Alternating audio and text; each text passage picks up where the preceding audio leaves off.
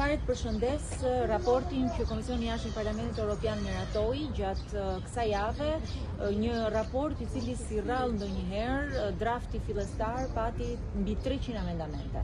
300 amendamente të cilat u prezantuan dhe u përfshin në variantin final të raportit, dhe unë duhet marr rastin të falenderoj përveç reporterit Andreas Schieder, i cili përfaqëson grupimin e majt, dy kolegët e EPP-s, raporterin e EPP-s zotin Kovačev, po njëkohësisht dhe kryetarin e komisionit zotin McAllister, të cilët ishin dhe në Tiranë me një mision fakt mbledhës, i cili konkludoi me këtë raport. Duhet përmend disa elemente nga raporti. Elementi i parë lidhet me zgjedhjet.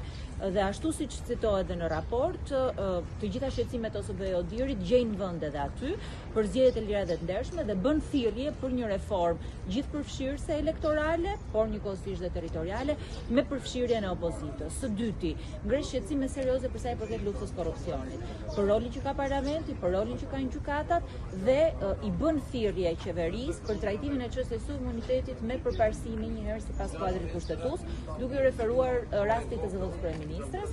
Së treti, ka një pjesë shumë të gjerë për sa i përket lirisë mediave, që unë besoj që të gjithë e keni lexuar, të gjithë e keni parë, për sulmet ndaj gazetarëve, për presionet, po njëkohësisht edhe për paditë strategjike, që janë disa fusha të cilat edhe bashkë kemi diskutuar dhe që edhe në emër të opozitës do i çojmë përpara. Flet për rolin e parlamentit, për faktin që parlamenti duhet të forcojë rolin e tij ligjbërës, duhet përmirësojë cilësinë e ligjeve, hapësirën e opozitës atje, dhe flet për koncesionet, partneritetet publike-private, luftën ndaj korrupsionit, krimit të organizuar. Sot shqiptarët e kanë qartë se kush ka qenë procesi i integrimit dhe kush ka qenë pengesa. Pengesa në procesin e integrimit janë këto shqetësime. Janë pikërisht këto shqetësime që janë reflektuar në raportin i bar, të cilët besoj që i kanë bërë vendet anëtare më të ndërgjegjshme për situatën në Shqipëri, janë të njëjtat shqetësime që ngre edhe opozita. Unë shpresoj shumë që qeveria t'i shoh ato si një plan pune. Jam e sigurt që nuk e kanë lexuar, se po ta kishin lexuar nuk do e kishin përshëndetur, por t'i shoh ato si një plan pune për rrugën që duhet të ketë Shqipëria. Miratimi i ligjeve si ai i porteve, i koncesionit porteve, investimeve strategjike, ligji i akshit e shumë ligje tjera që nuk janë në frymën e BE-s, janë pengesë reale.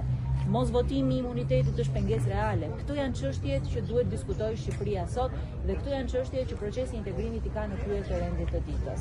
Unë duhet t'ju falenderoj dhe ju për reflektimin e raportit, për përmbajtjen e tij dhe shpresoj shumë që të kemi një ndërgjegjësi më të madh për faktin që Shqipëria duhet zgjidhë këto probleme përpara se të ecë përpara.